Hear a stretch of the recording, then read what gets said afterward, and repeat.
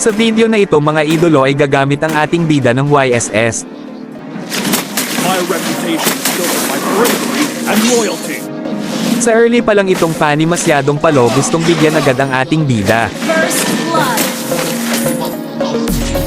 Good army should be flexible, like one. Dito mga idolo turtle fight na at ating bida ay nakahanda ngunit mukhang lugi siya dahil walang pwedeng front para sa kanya. Yung tank kasi niya nagdadamo pa at ayun nabigyan siya at nakuha din ng kalaban ng turtle. Second turtle na mga idolo at ang ating bida ay nakahanda na. Ngunit, the top what, sa di inaasahan ay may pani na papatay sa kanya.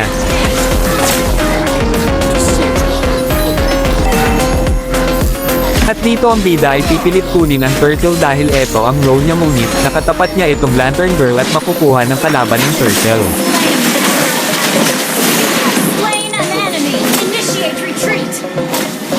Mute na lamang at na-outplay ng ating bida, napatay niya ang lantern girl pati na rin si Fanny. Isusunod sana niya si Gatot kaso nakalipad ito, Testel nakatalon pala.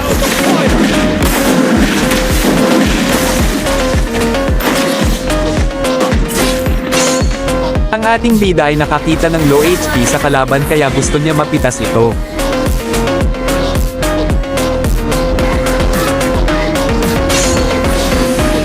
Kaso lamang ay meron ipis na pana. Siguro may tanim siya siguro dito kaya alam na nandoon ang ating bida. Higop tuloy ang bida. And loyalty. Our At turret. pagkatapos mag-buff ng ating bida ay nakakita siya ulit ng low HP sa mga kalaban at lalapitin niya ito. Shut down. Slain an Yan tignan nyo mukhang malakas ang ating bida dahil sa diskarte niyang ito, napitas niya yung dalawa. double kill.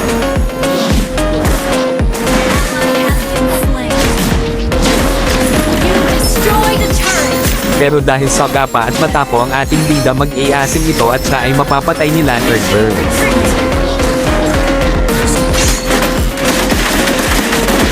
Dito first lord at ang ating bida ang nakakuha nito, at pinalad ang ating bida at nakapitas pa ito ng isa dito. You have slain an enemy. At ayun nabigyan siya ng Lantern Girl. Nasaktan doon ang ating bida, at dahil doon ay maghihiganti ang ating bida. Fast backup.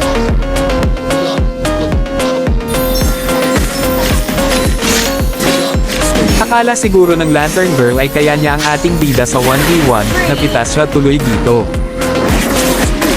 At dito mga idolo ay second lord na at papakitaan tayo ng ating bida kung paano mag-zone at sumayaw sa lord fight.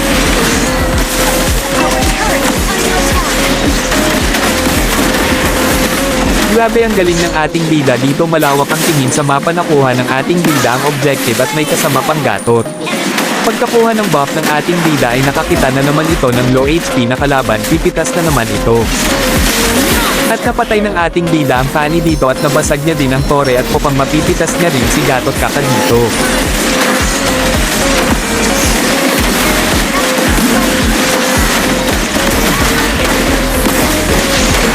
Grabe talaga ang ating bida.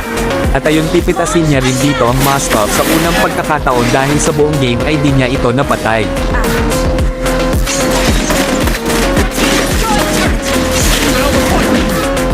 At nagwagi ang ating bida dito nakakuha ng ating bida ang MVP dahil sa kasiban nito. Hanggang dito na lamang mga idolo.